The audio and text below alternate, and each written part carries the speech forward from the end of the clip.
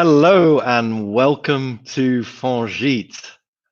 The clock has just struck 12:01 in Geneva, and I'm very happy to welcome you here. So for those of you that are new to Fongit, our story is simple. A tech innovator launched his first startup 50 years ago, and it flopped. 2 years later, he tried the same with his brother, with the same result. The third time, the new project was a great success. It went on to hit the stock market and is now present in companies in countries around the world with hundreds of employees.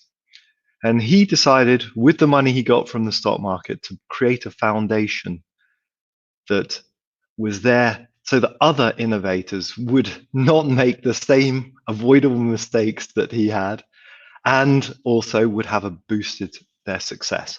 And that's what we're doing 29 years later, building a community of all of the innovators and the support that are necessary.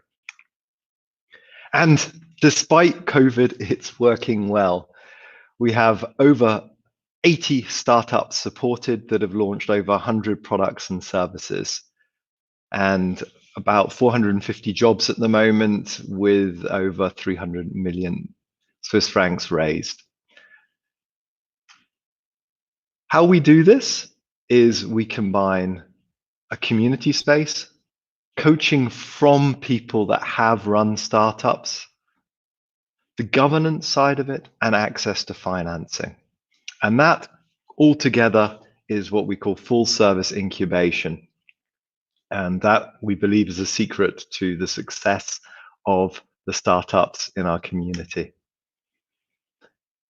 So we hope that if you're new to us, this is what we will be able to bring to you. And this is definitely why I work at Fongit as part of this great team, is boost success, accelerating growth. It really is a hub of excellence in innovation with world-class startups.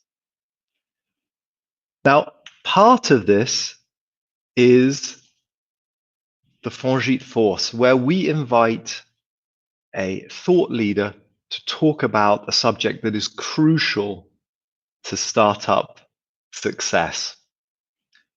And I'm very pleased to introduce Pierre to you. Pierre is not only a director of Fongit, but he is now our chairman. He has seen hundreds of startup teams succeed, and many have very similar problems in there. He's also a founder of the Business Angels Schweiz, and he's been on the board of over 50 startups. This year, he tells me it's 26 annual general meetings that he's going to see.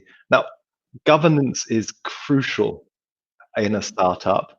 And so this year, we've asked Pierre to talk to us about what he's seen in terms of successful behavior of startup executives, successful board of directors, and then how is the board of directors going to function in a time of COVID? So, Pierre, welcome. The floor is yours. Thank you very much, James, for the introduction. A warm welcome to each of you. I'm pleased now to run for you this presentation, and after we will have a Q&A session by the end. Ça passe pas, les slides. James. Okay. Voilà. So the agenda for today is as follows. We will define the role, rights, and responsibility of the CEO, CXO. Suggest also how to build a brilliant board. Some days I'm not very proud of the board I'm attending, including myself. Also give secrets to run effective board meetings and cover the board annual journey.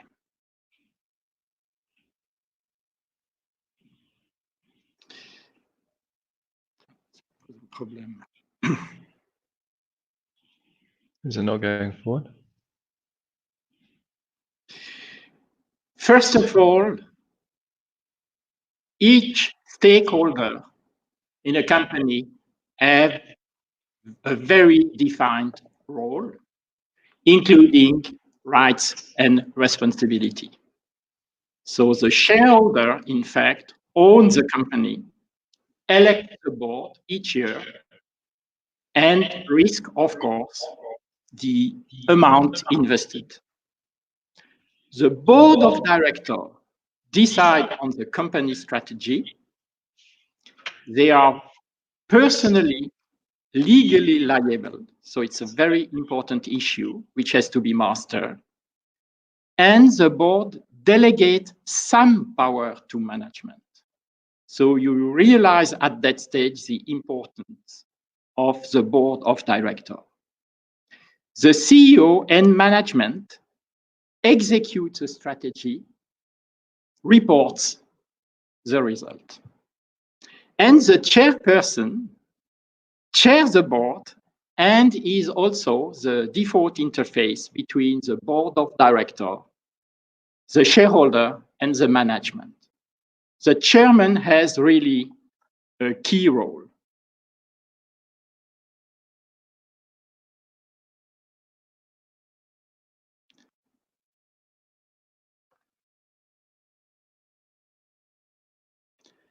On a un petit souci.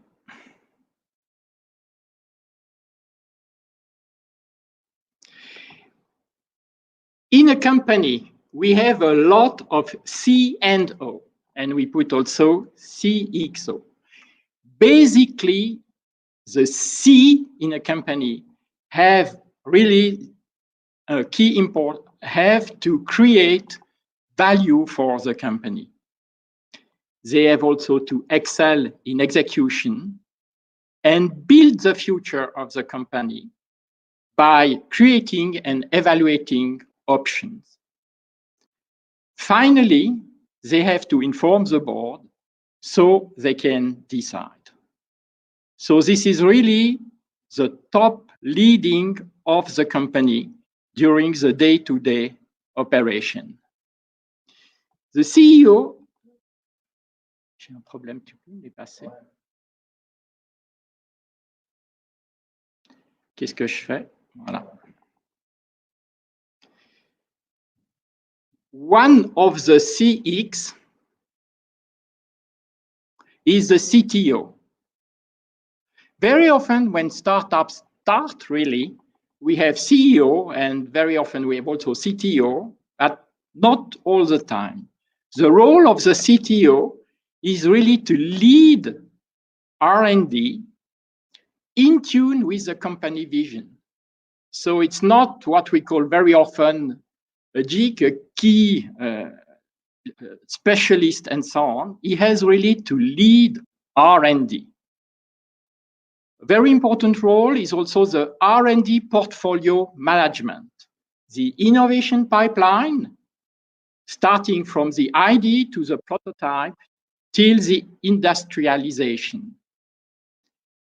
It has to be systematic and good at pragmatic project management.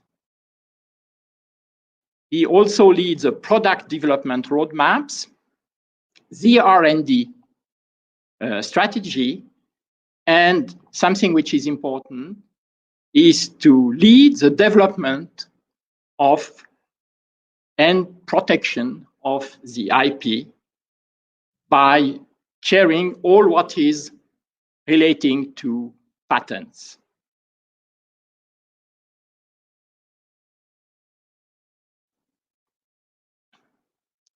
Another C, the COO, this guy or this lady has to be the ideal complement to a technical CEO. So it's a chief operation officer. It's normally also a general manager, experience in commercial. Very often, commercial is not very developed by the beginning of the life of the startup. even if this is questionable, because all of us know that commercial is key for development of a company. He's in charge of the strategy, talent management, legal, and finance. As we will see later, normally at the beginning, we have no CFO. Key question for this guy is always to have the following question in his head. Do we have the right structure and the right resources and the capability to support the operating plan and the vision? By the end, are we delivering at the right cost? And if not, what is the right cost? And how to achieve this? Third question is, how are we delivering the perceived value? What is our contribution as a company? The perceived value is something which is really key.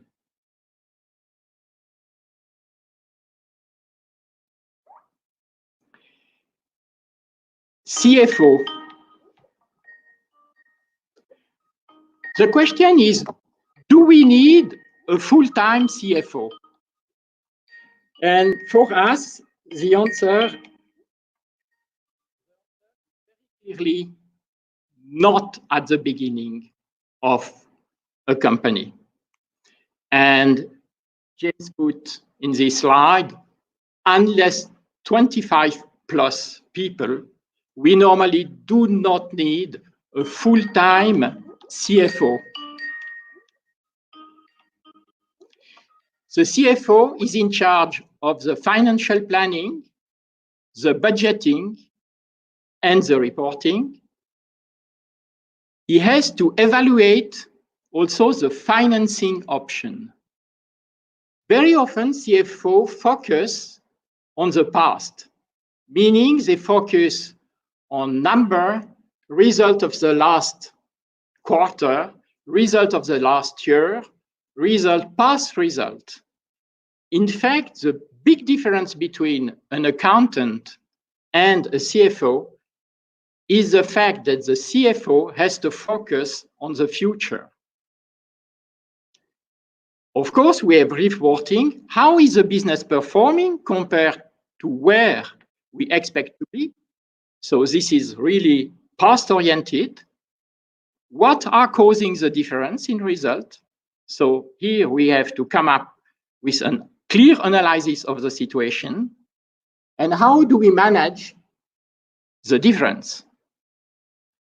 Now concerning the financing, the question is, do we have the financial resources to execute this strategy? And if not, what can we do to get this financing? And finally, how do we transform strategy into number? With this question permanently in its head, the CFO has a key role when the company has reached a certain stage of, I would say, evolution.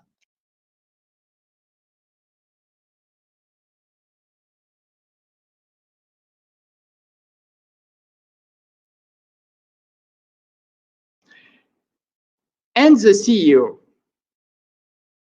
James has quoted this famous sentence, "The buck stops here," and he quotes Reagan. In fact, the sentence is not from Reagan, but from Truman. But for all of us, Truman is a too old president of the United States. In fact, most of the presidents of the United States have used this sentence, starting from Truman, the inventor, followed by Reagan, Obama, and certainly the one we have right now. What is really the meaning? First, maybe from what where comes this work? The buck stops here. In fact, it's coming from the poker game. It means at a certain time, you cannot say it's the other one who has decided it. We have country view, we have different elements coming to us. But by the end, someone has to take the ultimate decision, make the decision, implement the decision, and it is his final responsibility. Just put also on this slide a math formula. I will not debate, but what we see from this formula is that a CEO may have a lot of help coming from the CTO, from the CEO, from the CFO. And from this equation, we can see that the CEO will focus on what is missing, what is not already executed by these different Cs, and at least filling the gaps, being the glue between all the management of the company, making it gel. But the ultimate responsibility is really the responsibility of the CEO. I have tried to propose a draft here. On the x-axis, you see the time. So normally, in a startup, you see that it starts with a greater percentage is allocated to product and service development. So the R&D phase, the development phase is very important. Don't focus too much on the percentage, but really for some startup, it can reach up to 70% at the beginning. Marketing and sales have to start also at the beginning, but the importance is less than the product and services development. I have put also the operation, finance, and legal. What we see on this graph is as the times goes on, the importance of each function is changing. Of course, for each type of startups, depending on the environment they are acting, it can change. But what we see is that at least all except the product and service development, all increase, of course, as a percentage. I will not say that product and service development in absolute value have to be reduced, but as a percentage, effectively it reduces. What does it mean?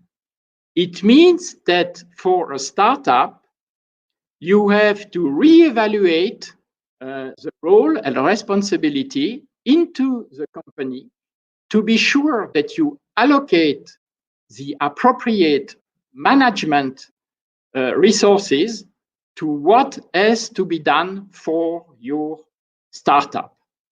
Of course, this is also the role of the board to contribute to this. Now I leave the floor back to James. Yeah, so we're going to do an exercise with you to illustrate the need for the board and the executives. So the first part of this exercise is spot the chocolate. Is it going to end up in the middle, the center, the left, the right? You let us know if you get it right. And try to guess which cup the Hershey's Kiss is under at the end. So if we can play the video, here we go.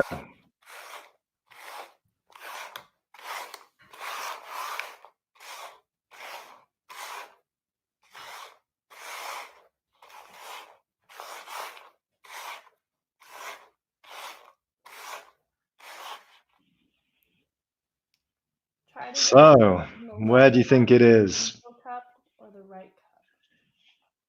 You're welcome to put an L, an M, or an R in there. Cup. And The middle cup? If you guess the middle cup, hey, it's in the middle. So please give us a thumbs up if you got that right. I'm expecting to see above 33% of you getting it right. I reckon it's going to be about half of them are getting it up. So let's see some thumbs up from the people in YouTube and Facebook. See which community is the more accurate. Okay, so yeah, I'm seeing the answers coming in now. Thank you. And you're going to see now the next part of the question. You can look in the chat comma, and if you see there, you're going to get some instructions. It's going to be different for the people on YouTube. You are the YouTube execs. You're focusing on what needs to be done. And if you are on Facebook, you're a director. So we're going to send you instructions. They should come through now, and we can restart the video and let us know in the comments. Is it in now we're going to make left, it a little more middle, complicated. or the right? I've added an extra pair of hands, and I've added additional colors here. But that's only to distract you from the pink cups. The pink cups will always have, one of the pink cups will always have the Hershey Kiss underneath. So let's get started.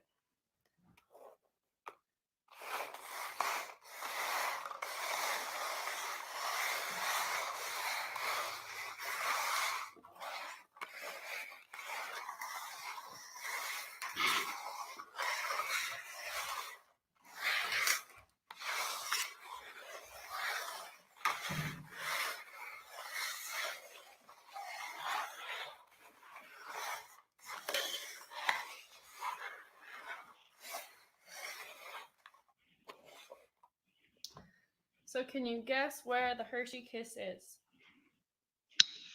Where is it?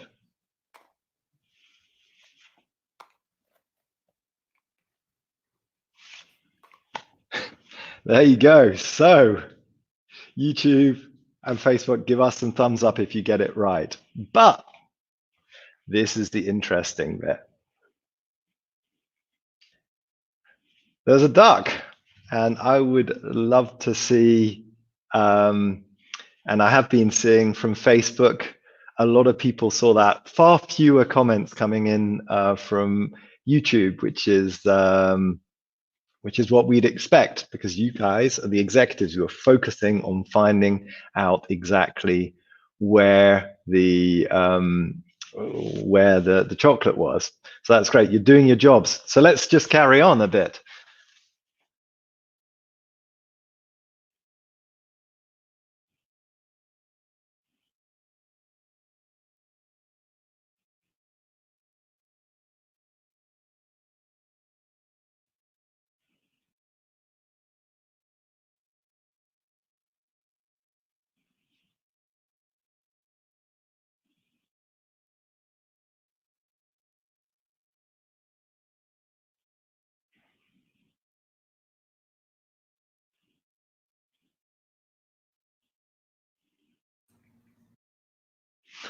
Okay, so thanks for doing that experiment with us. What did we learn? The first thing is that some entrepreneurs can actually admit that they didn't get it right. So a big thumbs up to Dima there.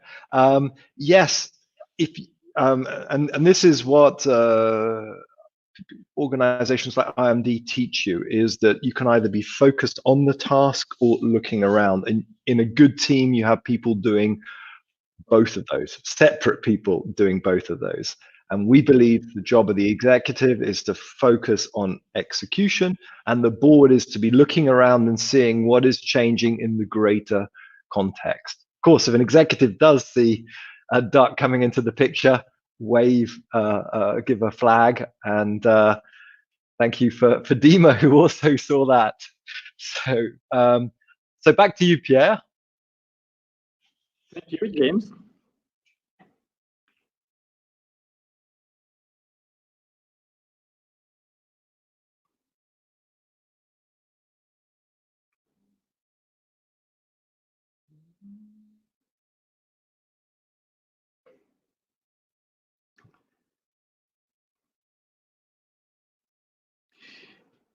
So now let's cover the difference between board and the execs. So strategy without execution are daydreams, and execution without strategy is a nightmare. So in fact, very clearly, both have to be performed to a high level of quality, because the devil is in the detail. So James already mentioned maybe the fact that every board member should make 2 half-day client meeting a month. If I make the count in the startups where I am a board member, I am not very proud of the result. For some, of course, I have a lot of clients meeting, but for some, I have no clients meeting at all. And thus, I think that this is something which has to be followed when you are a board member.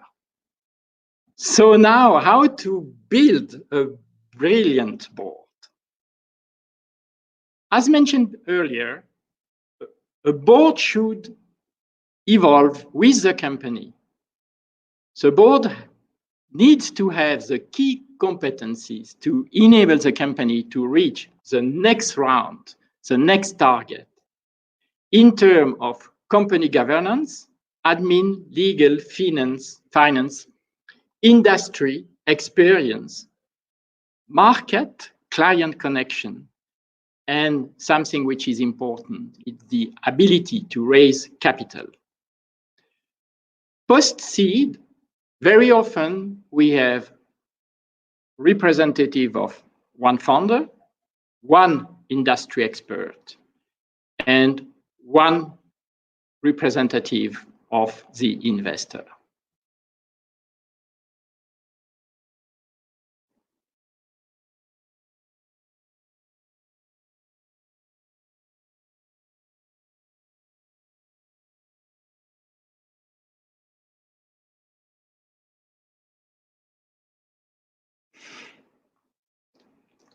Sometimes I see we have a problem with the slides. Now, a very clear separation has to be put in place between the chairman and the CEO. So the board is the board and the executive committee is the executive committee. Key members of the company participate in the meetings to provide, let me say, the key information. I think it is necessary. But we have to schedule a time slot without the management. And don't make mistakes. Advisors are not directors. Of course, recently, we all know that female directors are a key asset for a company. And remember that a startup is not a small version of a large company. So before hiring a new board member, be sure that this person has references in startup activities. Very often, we have hired board members coming from large group. You know, if we have someone coming from a multinational, we can say, oh, we have these guys from this multinational. It's good maybe to raise funds, but it's not always very good to run the board or to contribute to the board.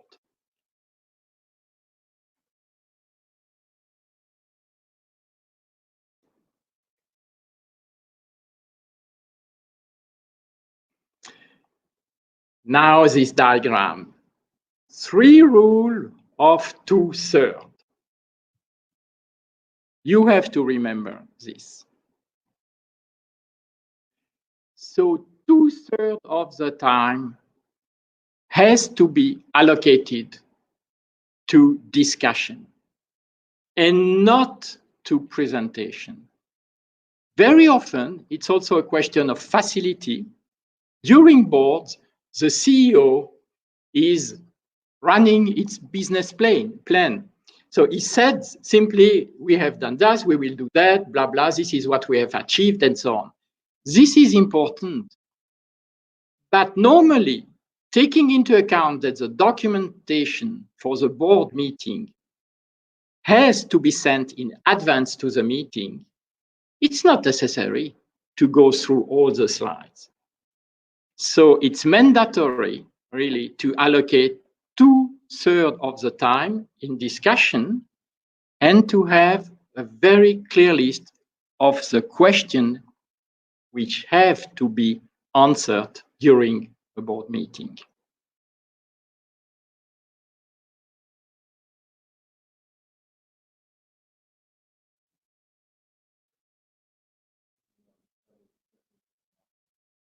Non, c'était le bon.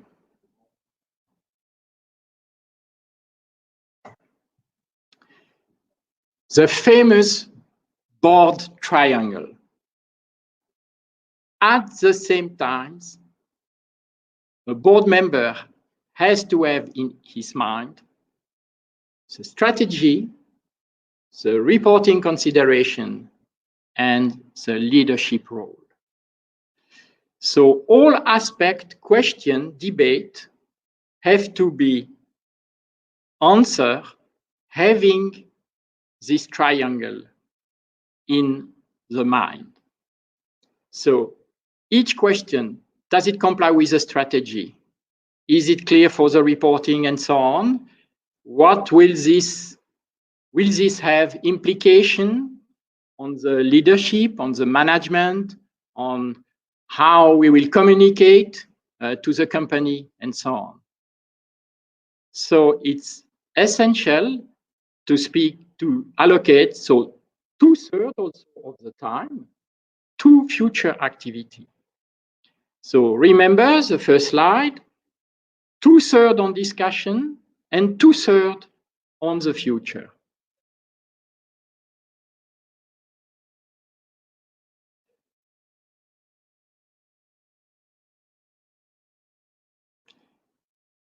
And also essential to have coffee meetings and or calls before every director meeting.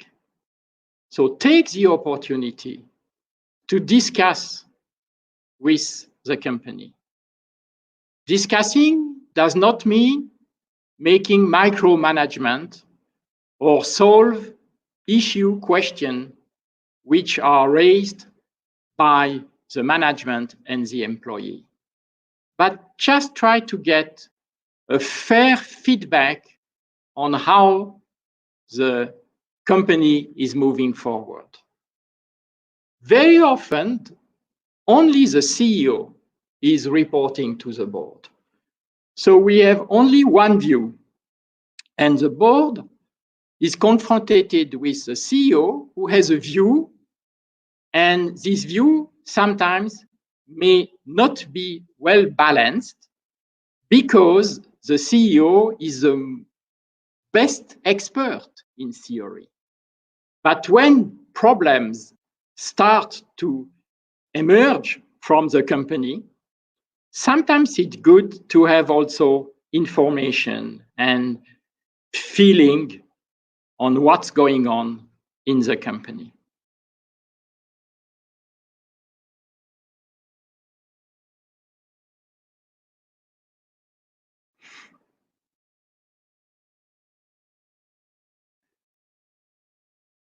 As mentioned earlier,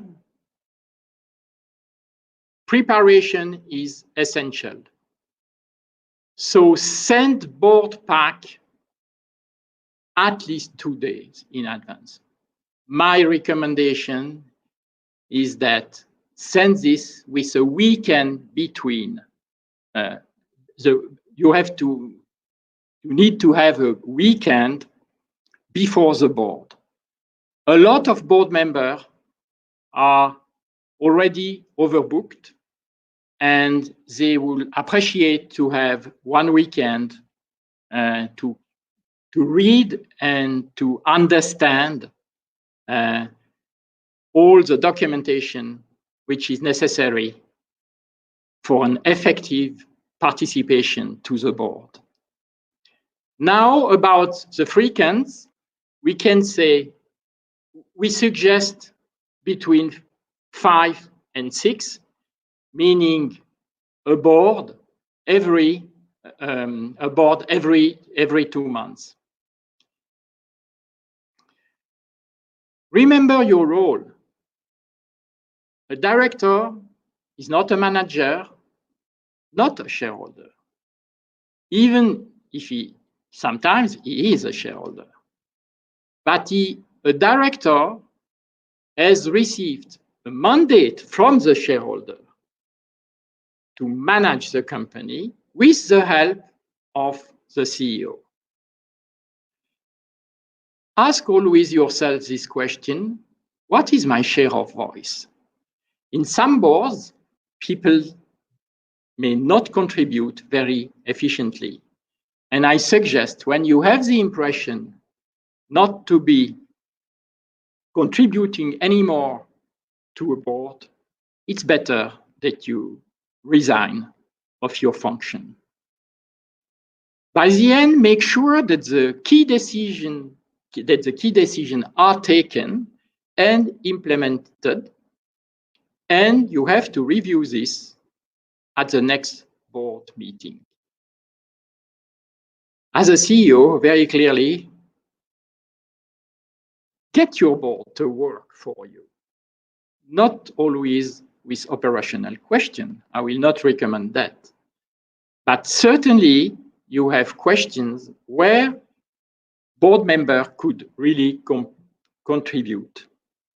So try to give them, to each of them, an action to do.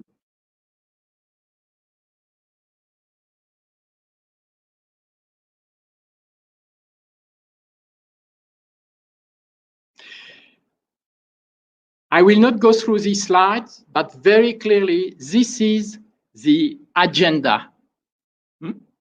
This is a typical agenda of a 2-hour board meeting. So keep it to this maximum, 2 hours, and avoid, as you see here in that case, we have a big part which is about the CEO, but in this time frame, you have to keep 2/3 of the time for discussion and decision.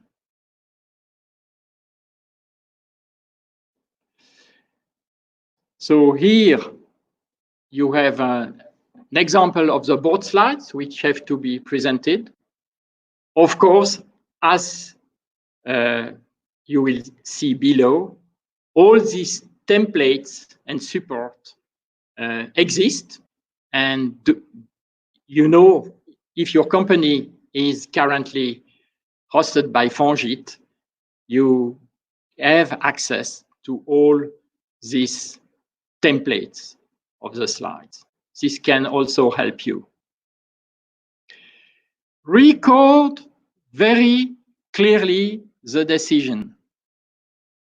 And each time try to say, this is the opinion or the position of the management, position of the board, final decision to be decided by the board.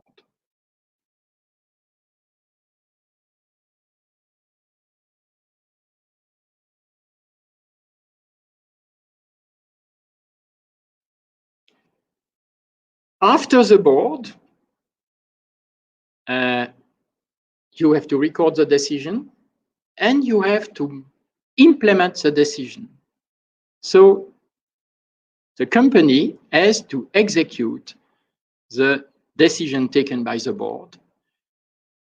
And I think to have a fair pressure or a fair monitoring from board member is sometimes just to check and remember the coffee meeting we discussed recently.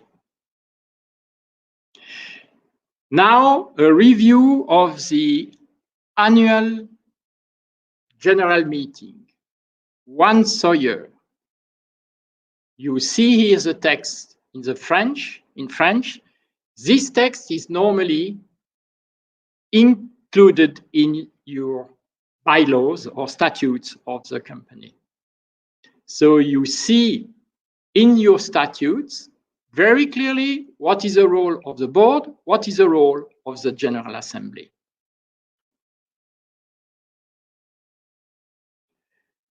I will now cover the timing before, during, and after the annual general meeting.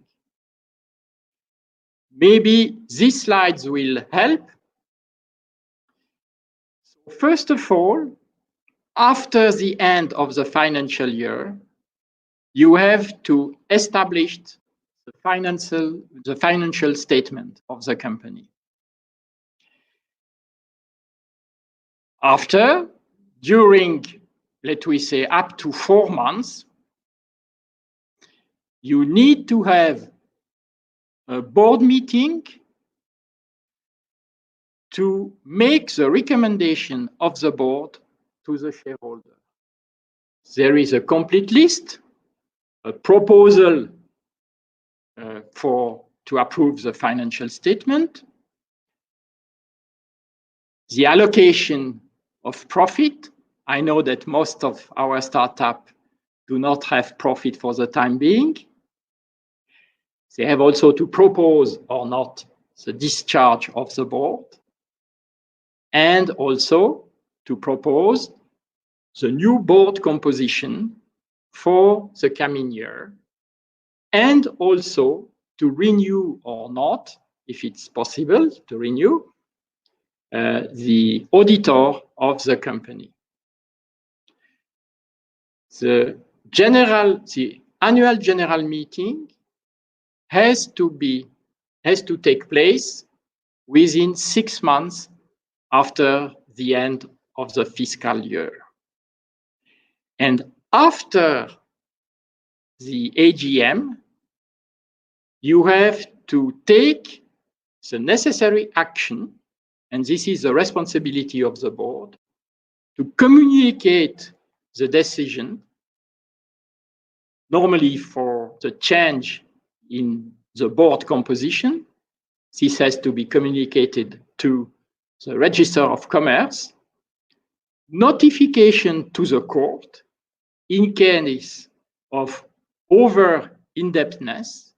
This is something very serious, and you have better to read once again Article 725 of the CO, Code des Obligations. It is very clearly specified how you have to act as board member. And also, I think it is on another slide, but sometimes you have to fill forms, different forms, which are mandatory and requested by the Swiss government.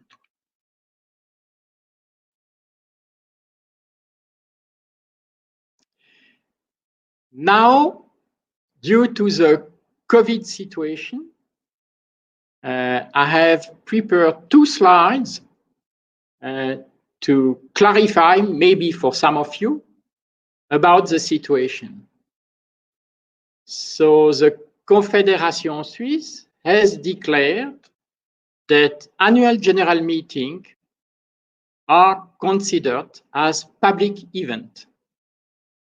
So And this is in contradiction.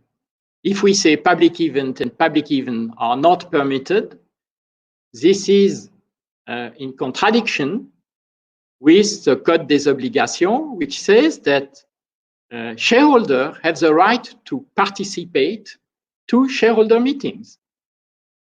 So, une loi d'urgence a été votée saying that shareholders may participate in written, by video, chat, phone, or through an independent representative designed by the authority which convene the annual general meeting. In fact, this authority is the board normally, and if the board is not performing right, auditors have to. One thing which is important, email is not possible. So it means that you cannot send email to participate. It has to be written in advance by expressing your opinion in written. So video, chat, phone are permitted, but not email. So you cannot contribute to a shareholder meeting, which will be in video, but you cannot contribute during this meeting by sending email. This possibility to have a virtual annual general meeting is accepted for Société Anonyme, limited company, SARL, cooperative, but not for foundation.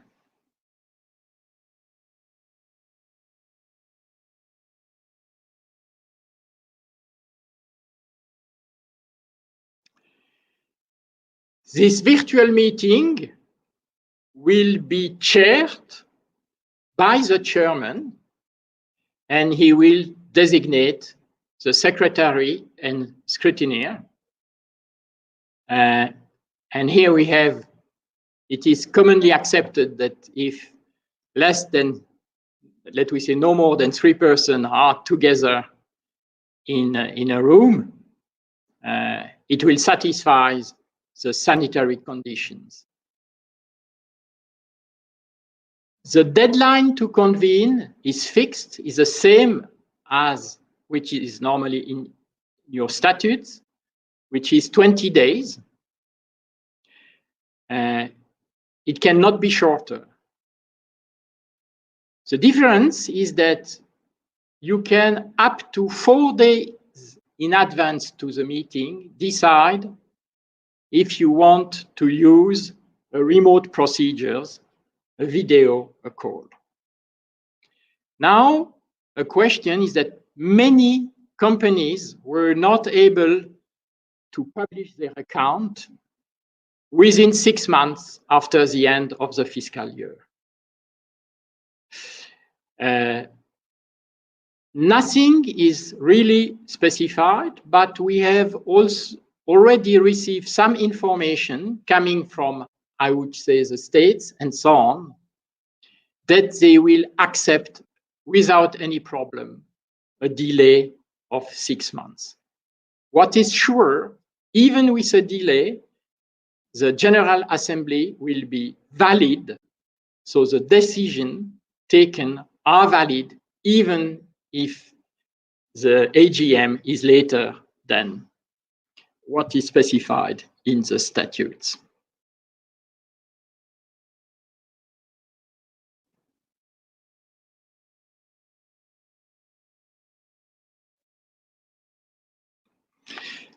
Now, your rolling board checklist. Here, as a board member, I have put all the lists of what has to be checked. This is your responsibility as a board member. I will not read the list, but you have to have this list in your pocket, your smartphone, what you like, and to review this list periodically.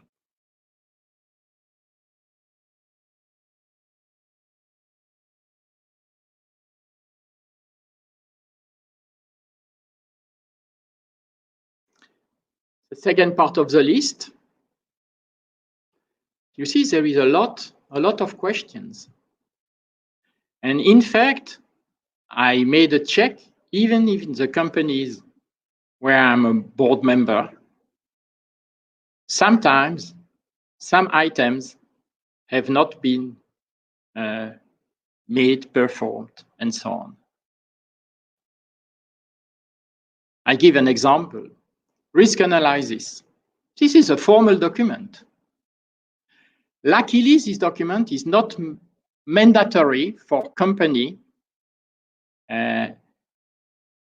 assujetti au contrôle restreint, so with restricted accounting rules. But normally, company shall do this. Have a special look at social charges. I remember that each board member is personally liable for the non-payment of some mandatory payment.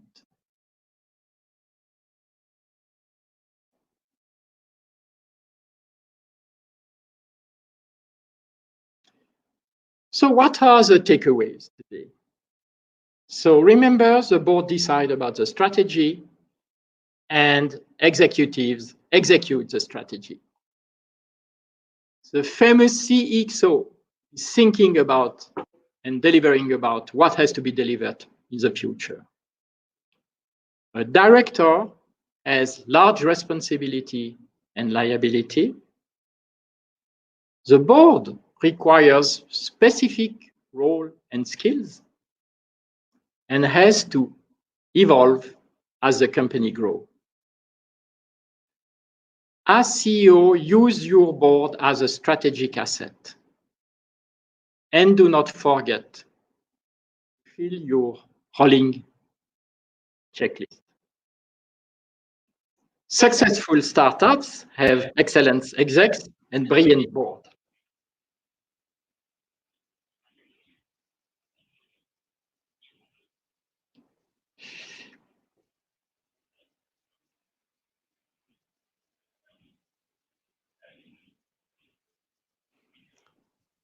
So I'm by the end of this presentation and ready and pleased to pick up your questions. Thank you very much, Pierre. Big thumbs up. Can we have some thumbs up in the audience there for this tour de force about what we need from the leadership and what we need from the board of directors in a successful startup? Pierre, we've had a few questions, and it's one of my favorite ones about why, as a company grows, should we have a chairman that is different from the CEO? And then also, what is the ideal chairman as your company develops? So I'm a strong supporter of having a different chairman as the CEO.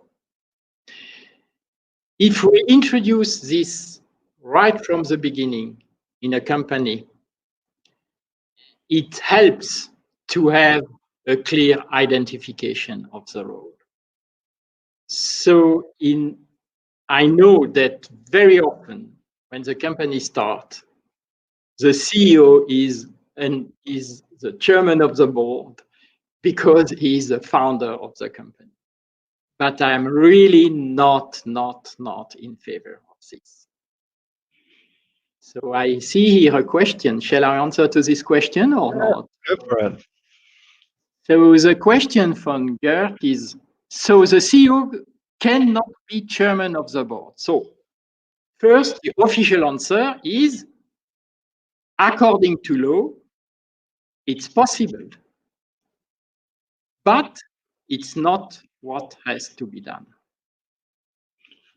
if I can add my point of view on this, it's fine early on, but as your company grows, you've got a board meeting, and it's strange. On one front, you're meant to be presenting as the CEO, showing the results, getting your team members to present. And on the other hand, you're meant to be managing a meeting and managing the timing of this. This is almost impossible to do well. And then, of course, when you get a number of investors, then it's very useful to have the chairperson to whom they all go to with questions. If you're the CEO and the chairman, you're getting all of the questions from the employees, the customers, and also the shareholders. It's very, very difficult. So as the sign for us that a company is maturing is that they've got a good chairperson in there, ideally an executive chairman. So we've got a good question from Chris. From Chris, yeah. Okay, so thank you really, Chris, for this question, because it's in fact a key question. So of course, normally the answer is no. But in some case, it's good to have someone who can open some doors. You know, if you are a small startup and you have the chance to have a CEO or a board member of a big company in your field of activity, and this person can open doors. So in this case, if opening doors is a key function, it's good to have, it's possible to have someone who is really overbooked. But this is for me the only situation, or someone who has very good connection with investment fund and things like that. It can help, but basically you should not have too busy board member. But of course, a board is many persons. So if you are, for example, a board with 5 representatives, if one is overbooked, it's not the issue. If the 5 are overbooked, in that case, I think you have not the right board composition. And when would someone like that be good as a board member, or when would you maybe prefer to have them as an advisor? Okay, an advisor, very often, you are right, this question is also important. We have not to mix a board member and an advisor. And that's why very often you have to ask yourself, will this person be a good advisor? Of course, sometimes normally you have to pay for an advisor. Sometimes you have also to pay for a board member, but very often in startups, let's say the fee of an advisor are more, an advisor is more expensive than sometimes a board member. But you have not to mix. You have to realize also what is the duration of the role. An advisor, a good advisor, can be active for a short period of time to solve a particular problem to the company. And normally a board member, it's at least, let's say, if everything is going well, for 1 year, but very often for a few years. So you need to have the board members which can evolve with the company for the period of time the board member is in. So this would be, let me say, this is my answer to that question. Great, and you touched on the subject of pay, and can you talk about, do we have to pay a board member? I see the question from Didier. Didier. Hello, Didier. In fact, if you read on the statutes, very often it is said that the board member should have a fair compensation. As you see, it's very, very vague.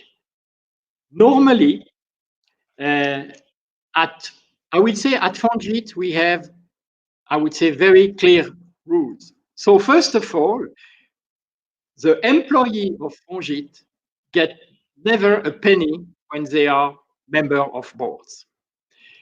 There is also a practice, we can say that for a minimum of 2 years, board members are never paid. Another statement is that when a board member represents an investment fund, they are not compensated for that because they are here to represent their fund and it's part of their activity. So you see, there is not a clear definition. We have to move between a fair compensation, but with the exception and consideration I have made now. In most of the company we have around here, board members are not paid. And we've got a great question from Christine here. What are the attributes of a good chairman? Thank you, Christine, for the question. First, I think he has to be a good, I would say, negotiator. I would prefer, in fact, the word facilitator. He has to chair the board meeting, check that everyone can express his view, that there is no monopoly in this in the board. So it's really a facilitator. And of course, he may have, depending, a special qualification. He can be more oriented for finance and so on. What is essential is that all functions important in the company are represented at the board level. But really, it's he has to lead the board meetings and facilitate the board meeting. Very often, when the chairman is a highly specialized person in the field, it's not always a good board member. It's really a facilitator. Yeah, and it's quite interesting because we say that board members, need experience, and there's this great board member training that's available from the EPFL Innovation Park. And so you would imagine that the chair needs to have been on a number of startup boards before going for chair. And yet, in some startups, you see the chairman has neither had, it's their first board they're on, it's their first company, and they're also trying to be CEO and chair with no training. So, but we do have the question that some large companies have the CEO and chairman as the same person. Is that true in Switzerland? No, in fact, it's interesting. It's an interesting question because if we are in France, for example, we have still the word PDG, Président Directeur Général, but it's not normally the case in Switzerland. If you look to all large companies, I speak about multinationals or banks, you have never the CEO who is the chairman of the board. Just take, I will not take the example, but just take the CFF, Nestlé, Novartis, and banks. It's always a different person. So clearly there is a trend now that the CEO is not the chairman. And Pierre, imagine you're a startup and you want to recruit a new board member. How do you see if they're potentially a good board member, or what are your tips and tricks for evaluating a potential board member of your tech startup? In fact, first of all, I think the person has to be interviewed by the person, and it's always good to make, let me say, an evaluation grid. What are you looking for? Because very often, if we have a meeting with someone, we say, it's a good guy, he's a fair guy, yeah, he's experienced. But what is the real relative focus you need. You see, if you want a chairman of the board who will help to lead, to raise fund, it's not the same thing that if you need a chairman of the board who is a public figure, knowledgeable in the scene of business and so on. So that's why I say there is no clear rule, and it's essential. And I can tell you, with Antonio, we have done this for Fongit. We have put on a list what is necessary, what composition do we want as a board member, and to see what are the current board member. And so we can say that the next board member, for Fongit, it's a conseil de fondation, but the membre du conseil. And in that case, we will choose someone who is a complementary person to the current board composition. Yeah, so I can recommend anyone that is thinking of being on the board of a Swiss startup to do the board member training, which is done by the Fast Track Academy, EPFL Innovation Park. Can see a lot of people that are attending today have actually done it. One of their tricks, particularly with people that are coming from outside of Switzerland, is we ask, what is number 725, the Code des Obligations, and why is it important to you? So Pierre, can you just say quickly what that means for directors in Swiss companies? Yes. When you are a board member, you have absolutely to cross-check that the four following, I would say, authorities that we complied with the rule.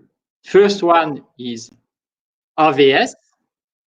So, and if the money you have taken from the salary of the employee of the company have not been paid to the AVS office, this is penal. So it's really a serious issue. And for the rest, the company part of the AVS, you are also liable, but it's civil.